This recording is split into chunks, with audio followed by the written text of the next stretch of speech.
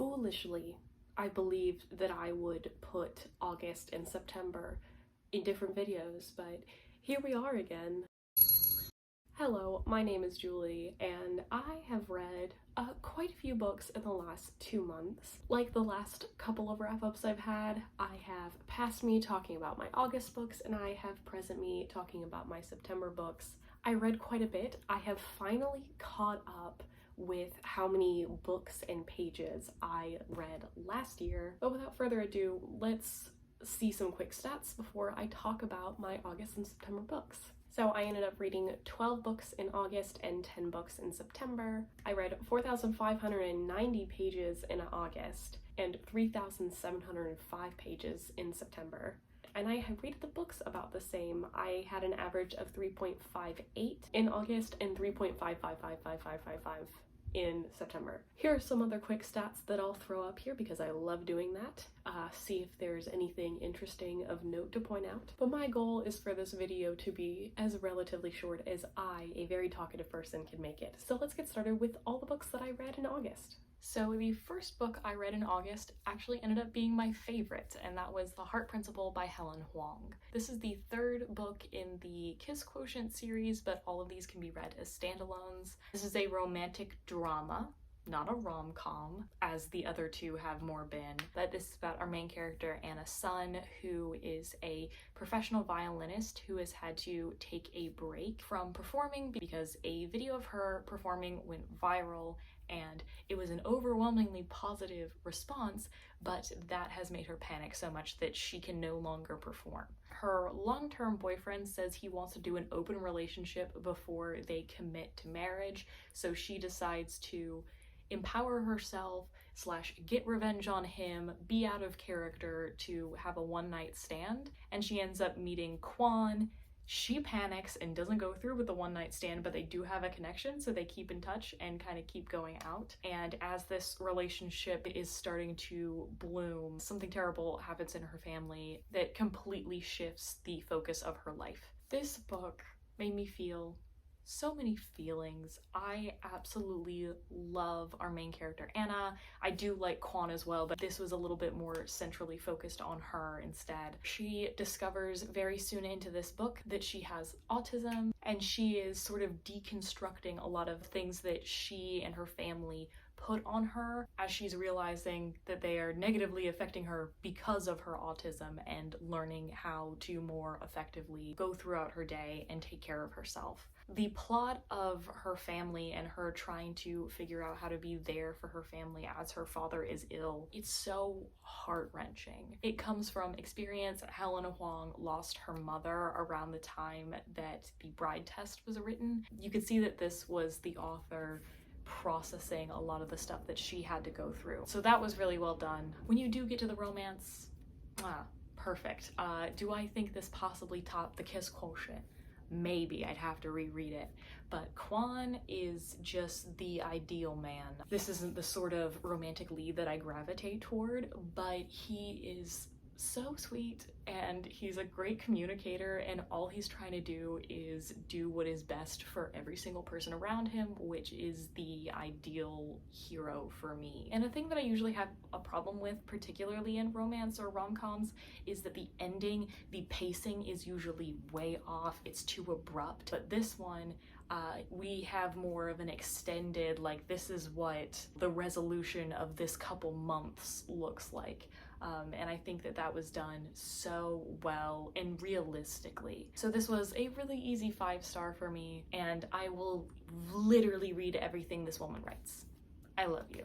Next up, I actually have my worst book of the month. That was The Standin by Lily Chu. Because I rated it low, I do want to have the caveat that this is not something I normally would have picked up, and I did read this solely because this was available for free with my Audible subscription, and the narrator is an actor that I already follow. That's Pippa Sue from Hamilton. This is about our main character, Gracie, who's struggling financially because she's trying to take care of her mother, but also her work situation sucks, and her boss is getting very friendly with her in an uncomfortable way.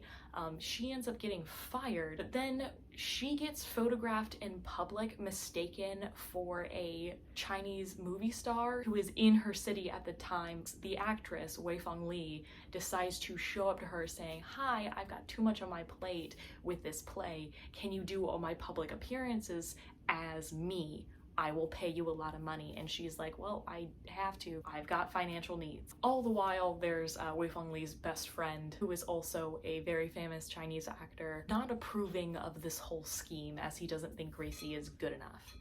This is the parent trap sort of deal, that it's already going to be cliche, but it wasn't charming enough for me to be okay with the cliche-ness, and it started out with enough good commentary stuff that could have been expanded upon to make it unique, and none of those were really followed through or like expanded upon enough for me to like give it points for that. I just didn't have any fun listening to this, and the only reason that I kept listening is because it was free and I was bored at work. I think the hero was just kind of a dick for the most part. I wish there was more interaction between Gracie and Feng Li. When it was there, it was great and there was some good commentary.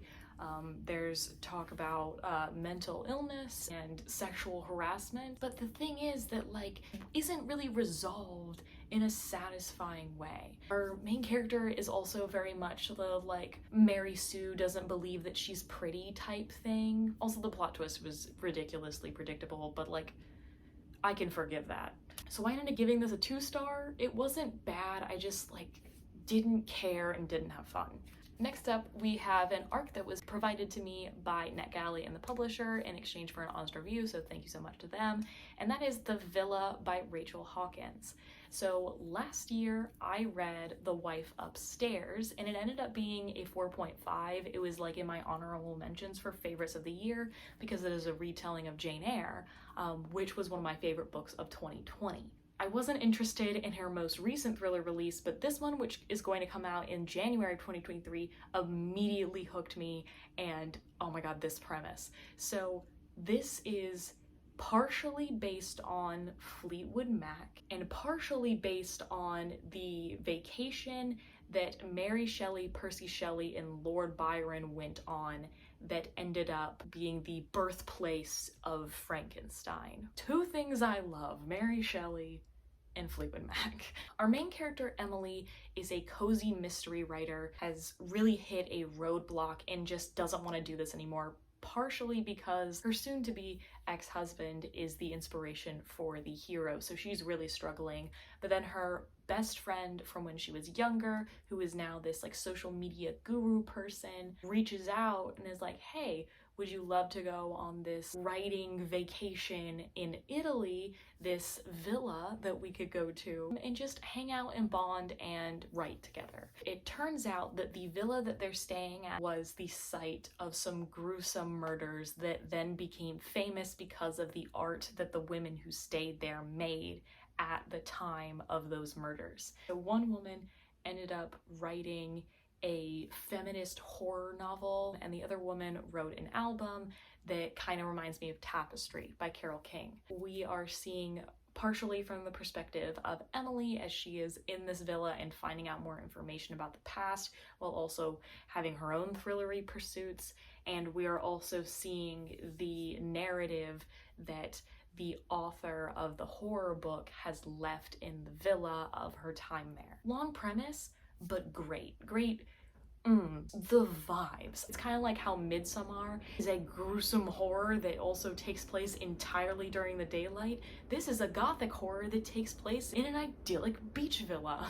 I just enjoyed this so much. I did more enjoy the found documents and the things that the author in the book was saying than Emily herself's story, but I think they compared and contrast against each other really well. If you liked plain bad heroines, I think you might like this book. I think the ending sort of ran out of steam a little bit. I think it was like there was build up, and not necessarily like a release. But I had so much fun reading this, I could not put it down, that I'm not gonna fault it for that. So I gave this a very solid 4 stars, and this is making me curious to pick up Reckless Girls, even though I wasn't planning on reading it.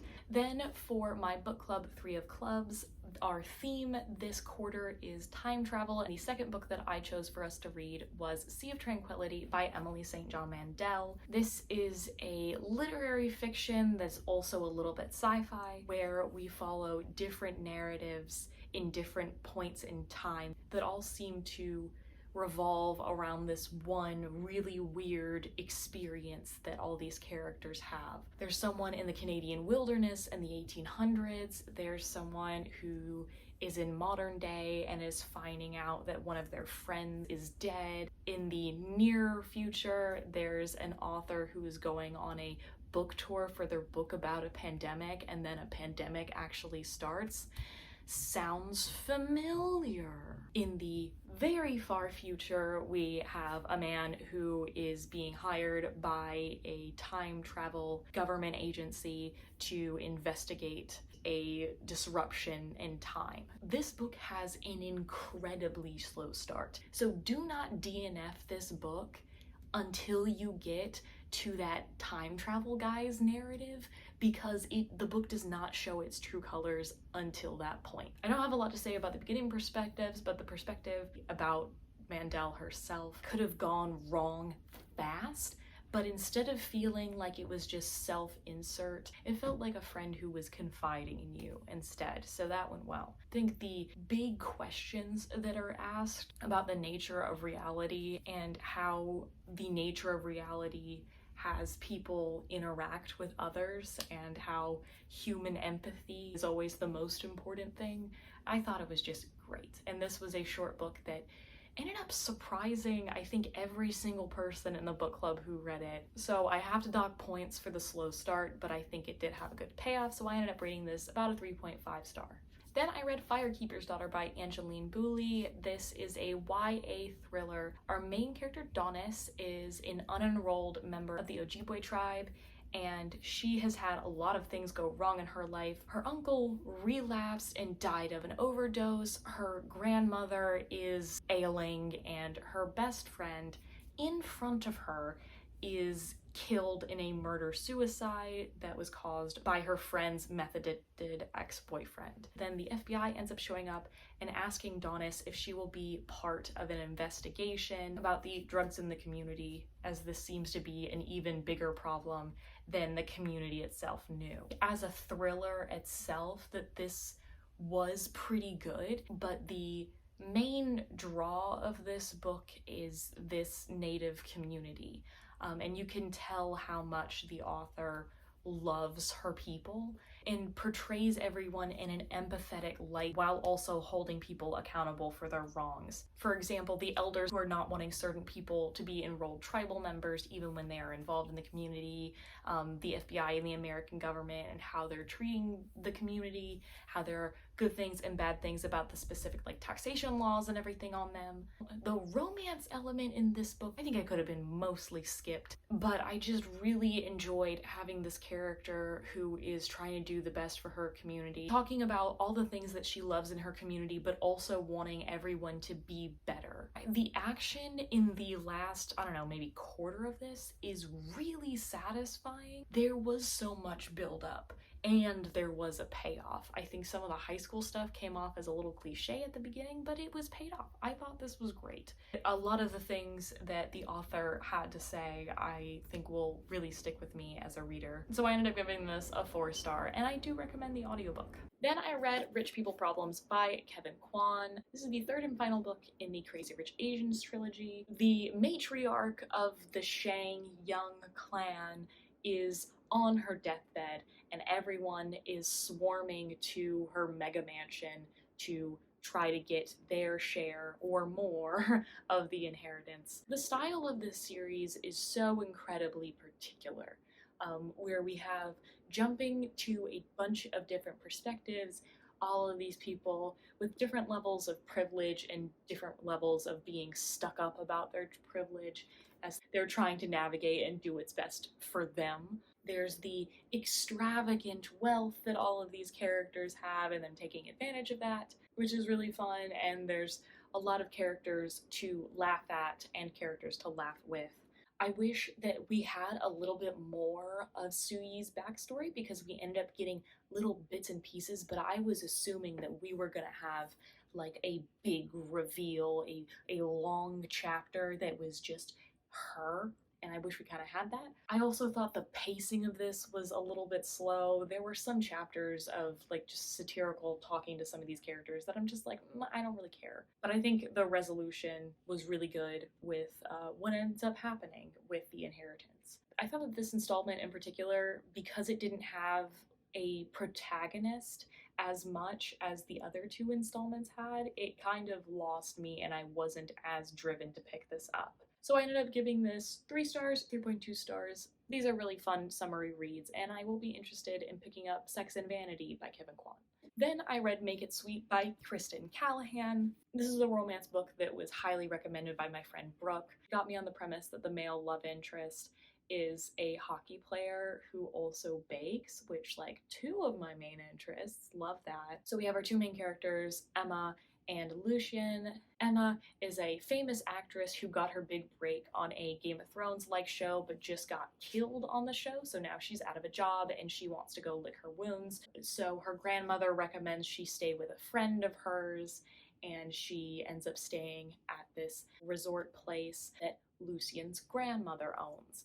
And Lucien is a former hockey player who took too many hits and had to retire, and he sort of still hasn't emotionally recovered from that. This was so much fun. I really was invested in these 2 characters getting together, and I think that was heightened by the fact that because I hadn't slept the night before, I essentially took a sick day and just laid in bed and listened to this the entire day, and I was so engrossed. I liked each of our characters individually as well as how they played off against each other. I enjoyed seeing their relationship progress. I really liked how the spicy scenes were written, but I think another of the really big pulls of this is that there is not a 3rd act miscommunication breakup. That last hurdle in their way, it is not based on a miscommunication, and that's all I'm going to say about that. And I thought it was very realistic that this is a thing that would stand in their way of being together exactly the way that they want to, and they don't end up actually breaking up during it. That was something that really solidified this feeling more real to me. So I ended up giving this a 4.5 star, 4.5. I don't know. I was just having a ton of fun listening to this, and I just really was rooting for this relationship. I think we could have seen a little bit more from the side characters in the world outside of their relationship, but otherwise this was so much fun. Then I read Switch by A.S. King. A.S. King wrote Dig, which was one of my top 2 books of 2022. So I got this upon its release and have been anticipating it so much. Even though I read I Crawl Through It and didn't really like it as much, unfortunately this was a little bit more in the I Crawl Through It camp. About 8 months prior to this, time essentially stops. Everything's continuing as normal, but there is no way for anybody to keep track of time. Like every single clock has stopped. Humanity has sort of tasked teenagers, particularly like in schools, with trying to come up with a solution for how to fix this or like find out what the problem is. Our main character is assigned with thinking of it through the lens of psychology, and she's also having some trouble at home. I think that this had some interesting things to say about like time stopping, which really does seem to be a parallel for COVID-19 and family dynamics, but like I didn't entirely get it. It feels like there was just a puzzle piece out of reach for me. And maybe that means I'm too dumb for this book. Who knows? But I just didn't connect to this in the same way that I did with Dig. Like, I feel like these characters are just gonna fall out of my head pretty soon. While I think the vibes were there, I just didn't understand the function of some of the magical realism elements. I don't think I have much more to say about this really short one, just because I was kind of like, huh, the whole time, so I ended up giving this a 3-star. Then I read, sort of similarly to Rich People Problems, The Inheritance of Orchidea Divina. Think of this as grown-up Encanto. So this is about the Montoya family. There's always been something strange about the matriarch Orchidea, but she ends up sending out letters to all of her descendants that she is dying and is going to die on a specific day, so come on and collect your inheritance. So the first half of the book is that day and the reflection upon her life and the connections between the family and some magical stuff. And she ends up leaving some gifts to her grandchildren. And in the second half of the book, we skip 7 years in the future when those gifts start to have a larger impact on their lives, as something from Orchidea's past is coming now to haunt all of her descendants. Let me just say, the last 100 pages of this book were damn near perfect. This book was so cool. It really did give me the same magical realism vibes as Encanto has. The focus on family and the little bits and pieces of magic definitely gave that exact same vibe. But this is definitely an adult book, so don't let children read this. I really love the writing style of it. It did feel very fairy tale. I liked how I thought some of the language at first was metaphorical, and then I realized, no, this is actually like magical realism stuff happening. Like they described these people that appear at their door as gray and ashen, but they're literally entirely black and white. So that sort of extended metaphor thing was really cool. I absolutely adored whenever we got to see Orchidea's past. That was my favorite part. I think I wish I had a little bit more characterization of the grandchildren that we end up following, and also that middle portion where it's trying to link the two parts, where it's kind of like a montage of what happens over the 7 years with that one grandchild. That bit, like, really fucked up the pacing to me, but otherwise, this book was great, and I totally get all the buzz it's been getting. So definitely, if you like a good magical realism, you should read this. 4.5 star. Then I ended up reading Reminders of Him by Colleen Hoover. This is about our main character, Kenna, who made a tragic mistake 5 years prior that ended up landing her in prison and taking everything that she loved away from her, including the daughter that she gave birth to during her sentence. Now that she is out of prison, she wants nothing more than to connect with her daughter, but the people who are her guardians don't want this woman who ruined everything to be around. She ends up going to the town where they live and meets this man who she has this instant connection with, who sees the good in her, and then it turns out that he actually has very strong connections to DM and has been hating Kenna all these years for what she did. So this has been pitched as a romance because it is Colleen Hoover. I definitely think the focus of the narrative is on that literary fiction path of the mother trying to get back to daughter, which was so sweet.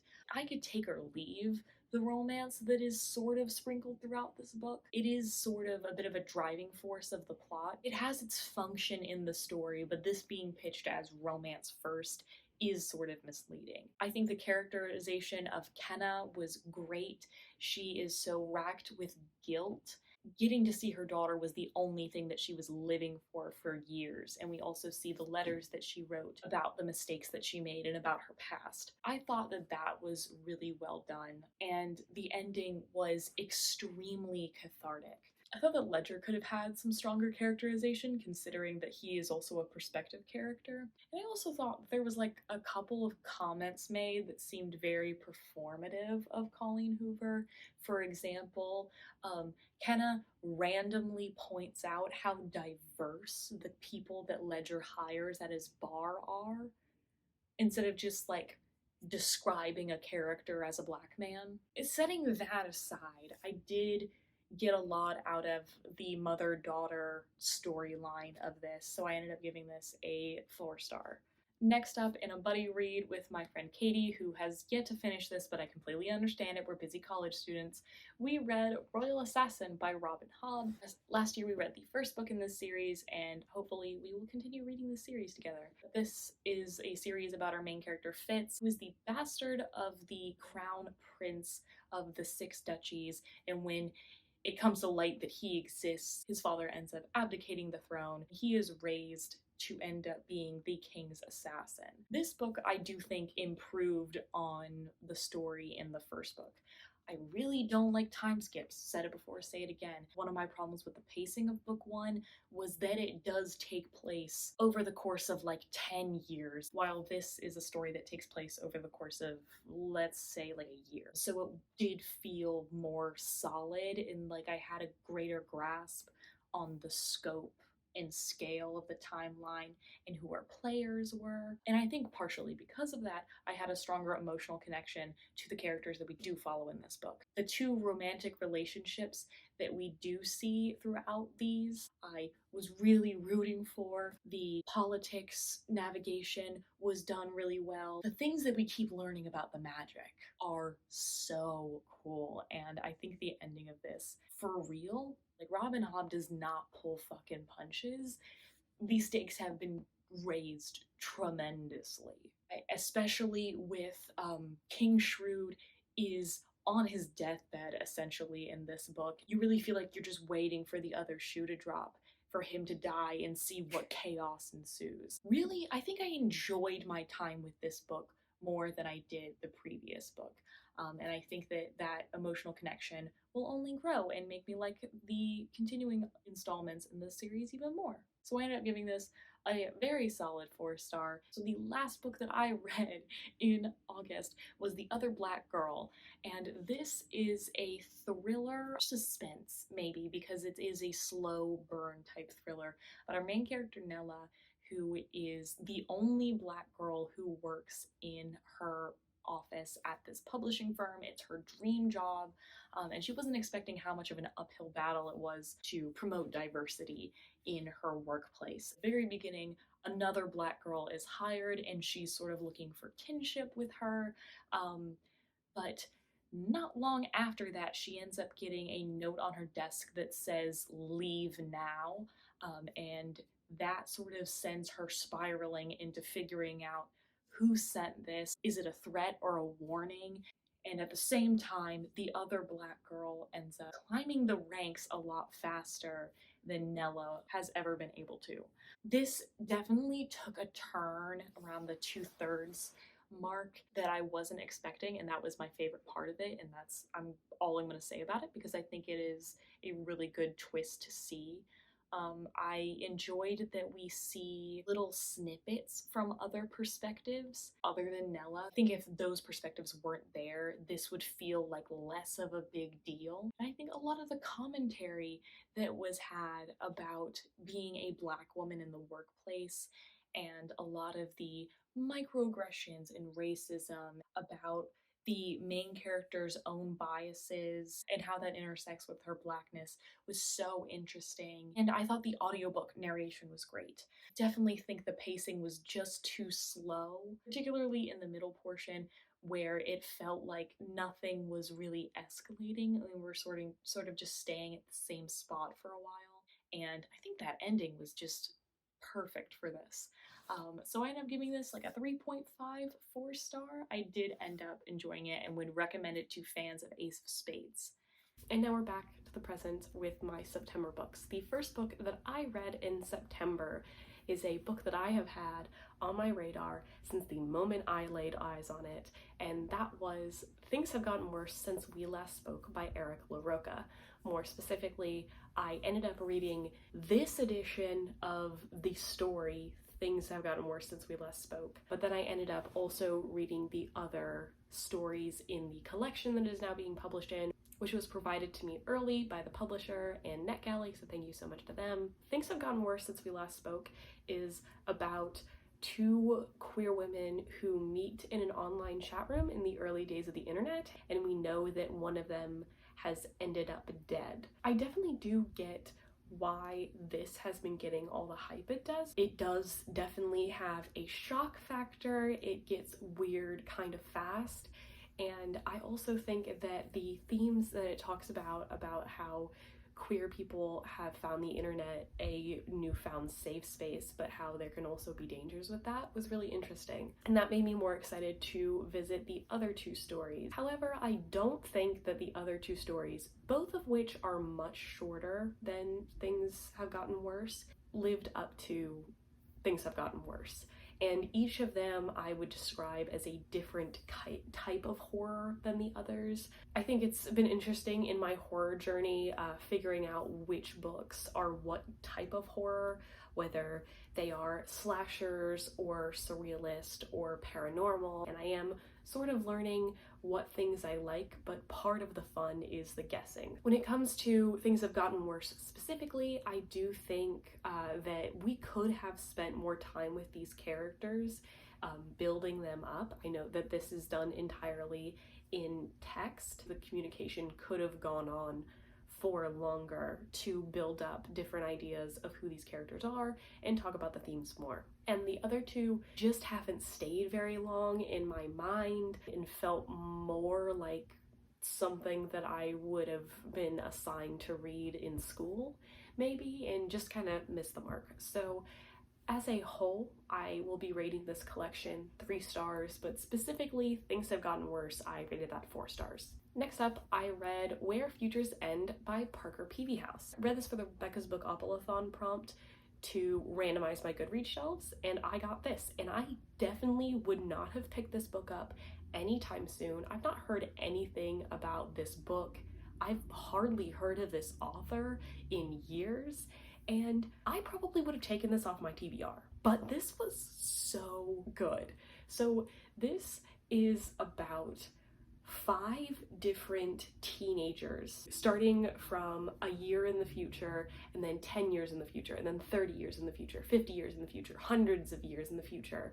And we see all of them living in different types and degrees of dystopia as they are learning more about their surroundings. So they do sort of have self-contained plots, but you also see inklings of an overarching plot of how this big change that happens at the beginning of the book has affected drastically humanity. It's just one of the most unique books I've ever read. I was really just so enthralled with the ideas that are thrown around in this book. The first story, we follow a character called Dylan, who's a normal high school student. This fantasy place that him and his brother had gone to when they were kids, and they had chalked it up to being imaginary. But Dylan's now having all these deja vu moments that's making him think that it might be real. We see a character in the future who's living in a world where basically everybody is live streaming all the time, and she's in like a penal colony, so she's trying to get as many views as she can while also working a dead-end job. We have a character who is in a manufactured like pop music industry type thing, and that gets involved with like her romantic relationships. There's one that is in a virtual reality obsessed world, and there's one that is just a dystopian wasteland. So each of these stories brings something to the table. Each of them has things that you're really interested and want to learn more about, but it's about sort of the overarching ideas. I really recommend this. I don't know who the audience for this book is except me, and I totally recommend the audiobook because I listened to it on my drive to and from visiting my boyfriend, and I don't want to stop listening to this. It was so good. So this was a 4.5 star and my favorite book that I read this month. Next up, I read The Brightlands by John Fram. This is a horror book that is set in a Friday Night Lights type town. The main character we follow was essentially exiled from the town when he was very violently outed as gay, hasn't interacted with his much younger brother, who is now the star quarterback of the football team. But when his younger brother starts sending mysterious text messages that don't really sound like him, saying he doesn't want to play anymore and he doesn't want to go back to the Brightlands, He drops everything, goes back to town, and only has like really a superficial conversation with him before his younger brother goes missing. And a lot of people in this small town know more than they are letting on. This is a horror, but I would also kind of categorize it in like the crime suspense. This feels like a lot of the crime drama TV shows that I've watched, especially in like the pacing in the first 2/3 of the book. I heard that this book got really weird, and it does take a turn, but when I think of weird books, this is not what I would categorize as weird. This is another queer horror novel, and the queerness is part of the conversation of the horrorness. This book just definitely kept me guessing. That's something that I can say for it. Like, it could have gone in any number of directions. I think the action portion at the end was really engaging. The pacing at the beginning and the middle was kind of slow, but I had a good time with this. It wasn't exactly what I expected, but I think it was worth the read, so I ended up giving this, you know, a 3-star, 3.5 star. I'd be interested in seeing future titles from this author. Then I read The Crucible by Arthur Miller. I read this because I am in my university's production of The Crucible, so we read it as a cast. So this play was written in the 50s, and it is about the Salem witch trials and about McCarthyism that was happening at the time of Miller writing this.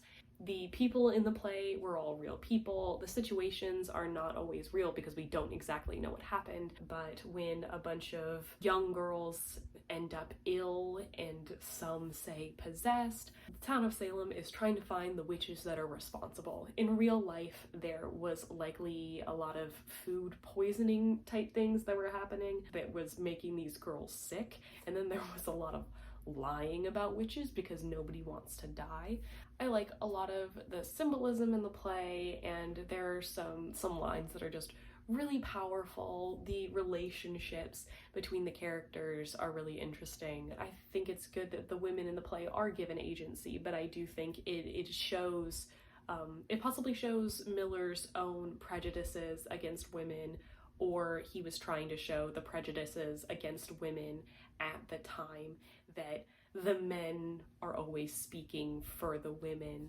A lot of the women don't interact with one another, that sort of thing. But I really think that this play still has its merits, and I definitely understand why it was chosen for us to put on this fall, and I'm excited to be part of it. Then I read Edge Dancer by Brandon Sanderson. This is a novella in the Stormlight Archives that takes place between books 2 and 3. It is about a character named Lift, who we see in one of the interludes in book 2, and kind of follows directly after that. She's kind of trying to figure out her powers and come into her own, sort of accept the realities around her, because she is just insanely in denial about a whole lot of things. She's also a child, so that's fair. I think the humor in this one was really good because we've got, you know, a young character who's very obstinate, and then there's the mentor character who's very funny about not understanding why this young character is being like she is. I understand that Lift is younger, but this story in particular did feel younger than the other parts of the Stormlight Archive. I get why this could be considered to be mandatory reading. And far be it from me to criticize the god of writing that Brandon Sanderson is. However, I do think it was possible for this to have been put into one of the Stormlight Archives books. This was good. It would not stand on its own in any regard. It's not supposed to, and I kind of wish it was included in another book, but it was still Brandon Sanderson, so it was good. So I ended up rating this a 3-star. Then I read The 7.5 Deaths of Evelyn Hardcastle by Stuart Turton. This is a Agatha Christie type speculative mystery. It's about our main character, Aiden, who is stuck in a time loop. So he experiences the same day over and over. At the end of the night, this woman called Evelyn Hardcastle will be murdered. He has to figure out who is responsible for the murder for him to be released from this time loop. He has 8 days, and in each of those days, he is going to be in a different body of a different person at this party. If he doesn't solve the mystery, his mind will be wiped again, and he will be going through this loop again and again, and we know that it has been years and years that Aiden has been stuck in this loop. There's just a lot to think about with this book. There's Aiden inhabiting different characters and like trying to separate his own mind from the mind of those people that he's inhabiting. There's figuring out the murder. There's the time travel aspect of, well, can you change things? There's the different people who are in the mystery itself, and then there are the people who are inhabiting the mystery. Aiden is not the only person who's not supposed to be there originally. And there's the whole, what the fuck is this time loop? I do wish that I had read it physically, because you're dropped in with a bunch of different characters, and I would have liked to have like that reference at the beginning of the book that says who all of the characters are. The mystery itself on its own, it is possible for that to have been a book in itself. But the element of the time travel, the time loop, and the answers behind that are what makes this book unique. And I liked the exact amount of answers that we got. We could have had more, but I think that could take away from a little bit. I do think a little bit more of the world of the time loop itself, like, where are we? What year is it? Just more reality within the loop would have been cool, but I understand that the characters aren't even trying to focus on that. I also think the pacing was a little bit slow. I wasn't gravitating towards listening to it, and it would have taken me a lot longer to finish did I not have to return it to the library. So I ended up giving this around a 3.5 star, up to a 4 star possibly. I really love the time travel aspects of this because I love time travel. And if you're a fan of Agatha Christie, you should definitely pick this one up. Then I read The Strange and Beautiful Sorrows of Ava Lavender by Leslie Walton. This book was one of the books for my Goodreads Cleanse Challenge. The video is up there. The year is up for my Goodreads Cleanse Challenge, so I will be making a conclusion video to that challenge.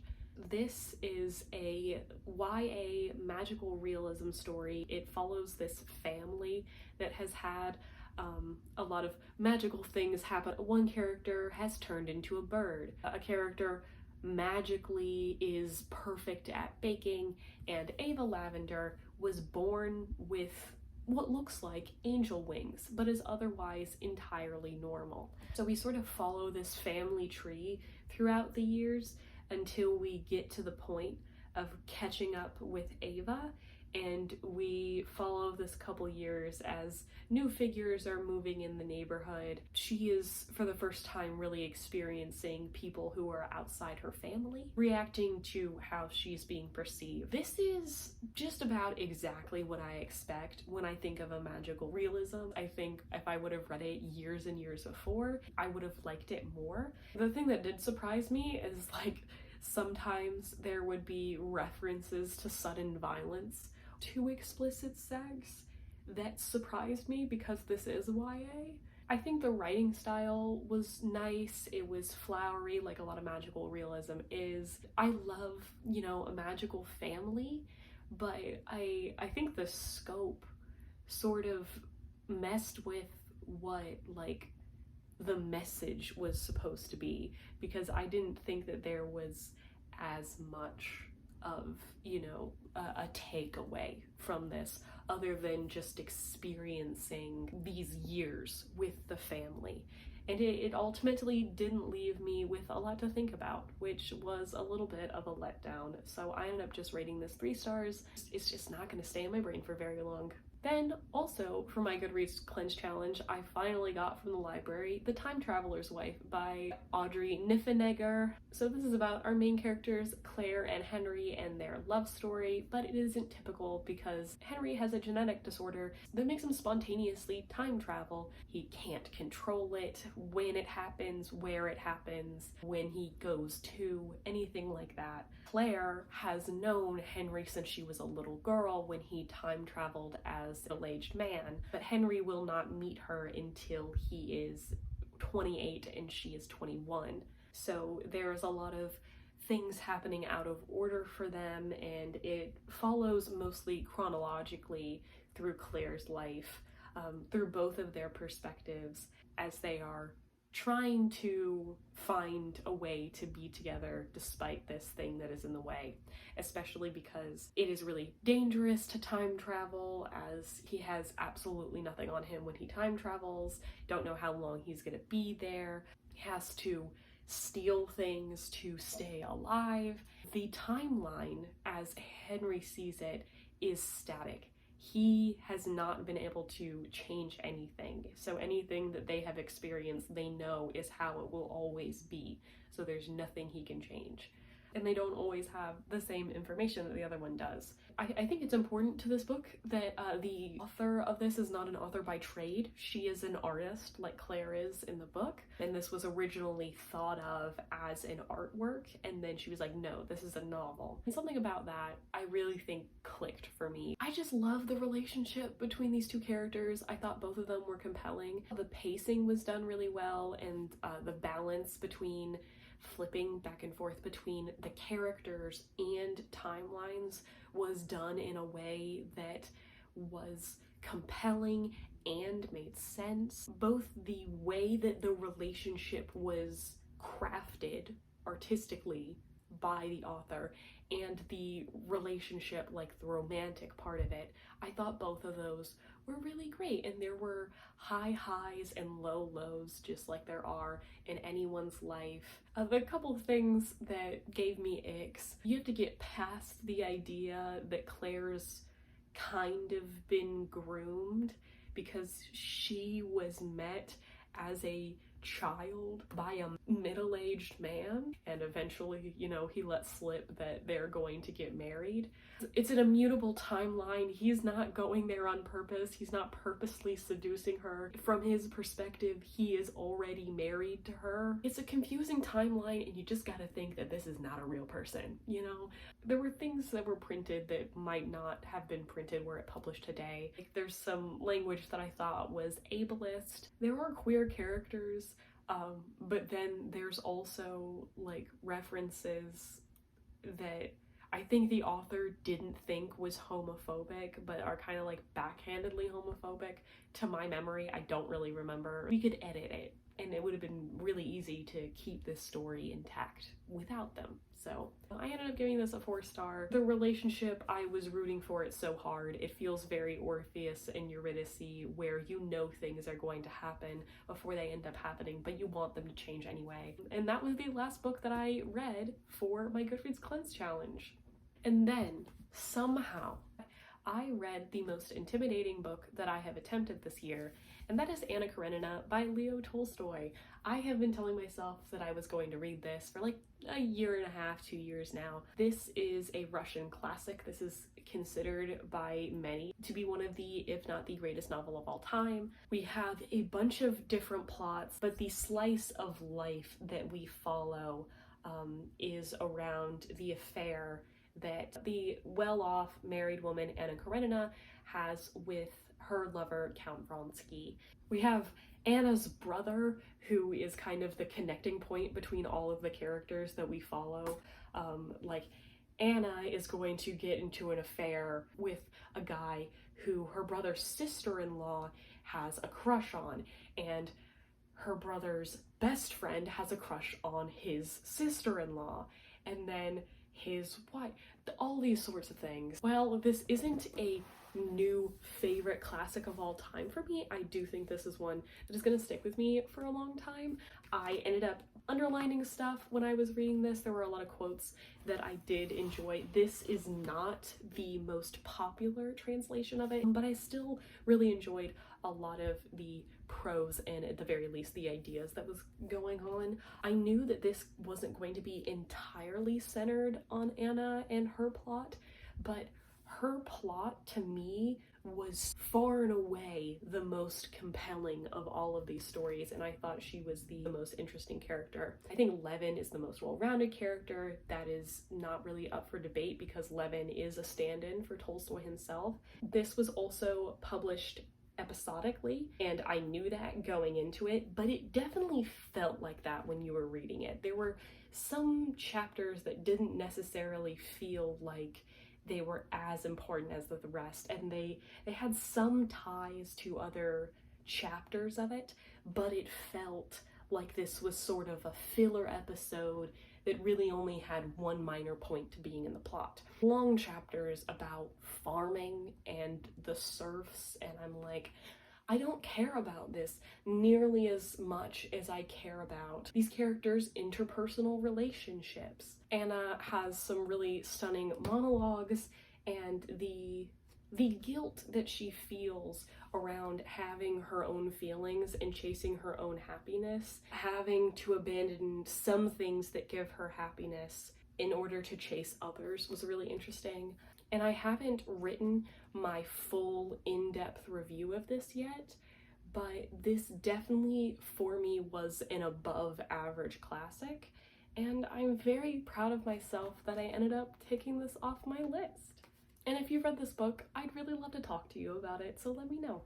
And the last book that I read in September was my Three of Clubs book club pick for this month, and this is the last book in our second quarter, which our theme is time travel, and the book that y'all picked was Before the Coffee Gets Cold. So this is a Japanese translated novel that is about a magical cafe that, if you follow all these very specific rules, you will be able to time travel, and you can interact with the past, but you have to do it all before the coffee gets cold. So you only have a very short window, and you cannot change the present. We mostly follow the life of the cafe, so the people who are in it, and we see some of the same people walk in and out, like the regular customers who are trying to get their chance to time travel. But we also see 4 trips that people make in order to try to change their situation. There is a woman who was broken up with, there's a husband and wife, there are 2 sisters, and then there is a mother and daughter who are all trying to have connections with one another through time travel. And far and away, the husband and wife was the most engaging to everyone in the club. For me, I thought that the husband and wife and the mother and child were the strongest stories, and then the other 2 just didn't feel like they really had that pull. I did really like the time travel aspect of this, of course, and I love all the different takes you can have on time travel. Like, what are the restrictions that you think would make sense, and how does that impact a story? And what are the stories that you're wanting to tell through time travel, and how does that affect the choices that you make about how time travel works in this universe? That sort of reactive effect is something that I really love narratively. As the book goes, and with each of our new stories, we sort of see a new rule. I just think emotionally, 2 of the stories were much stronger than the others. I didn't love the writing style of this. I've read Chinese, Japanese, and Korean books translated into English, and they all have had that same sort of like distance from the reader, almost list-like in the way that they're written. So I think that might just be differences in language, but I just didn't fall in love with these stories as much as I had hoped to, knowing that people had really cried at this book. That did chalk up to the writing style, and also how the focus was less on the trips in time themselves. But I did have a good time, I was engaged, and I did want to know more about the time travel. This was a 3.5 star, and it went well as a pick for the book club.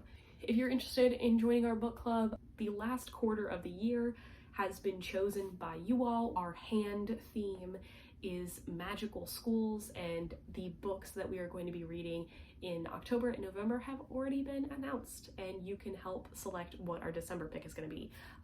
Link is in the description. So that's all the books I read in September, and of course I only have the thickest one as proof, because this did take up the most of my reading time this month, believe it or not. But I have so many books that I want to read in October that I can't possibly get to them all, so I am going to get back to reading in the thousands of schoolwork assignments that I have, because senior year has gotten so insane that I have kind of disappeared from YouTube and a lot of my book creative stuff, but I'll be here when I can. But anyways, thank you so much for watching. I really appreciate it. As always, anyone who watches to the end, thank you, because I do put a lot of effort into these when I absolutely do not need to. If you would like to follow me anywhere, my link is in the description, and as always, I will see you in the next one.